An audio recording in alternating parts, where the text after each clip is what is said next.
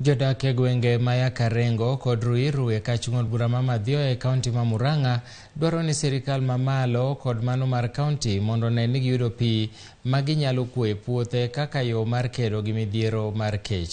Kane giloso gi ute fwambo e kinde chenro mar pogo chiem kony manoternegi kod jaod bura ma kaunti no Beti Maina, jodago wacho ni gin gi puothe moromo ka seche ma gibiro yudo pi to gibiro kuoyo puothego kendo gibiro pidho chiemo ma Ramogi kod mano ma giuso.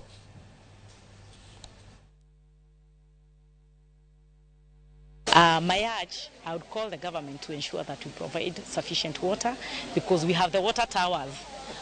Magi, we have a lot of water from Aberdare. Aberdare Forest is not far from here, so it's a matter of connection, a matter of developing infrastructure and connecting the water to the consumers.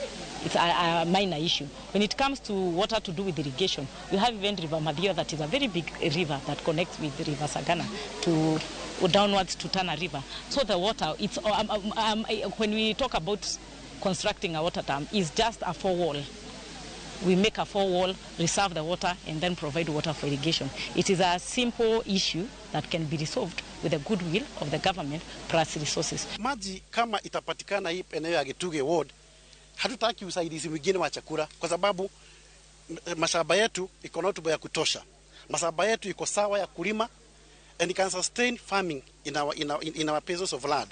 Kwa sababu all what we need is water. Tumekuwa na shida kubwa sana ya maji. Manake tuko na mashamba lakini hatuna maji. Hiyo ni kumaanisha wakati tunafanya ukulima yetu tunategemea maji ya mvua.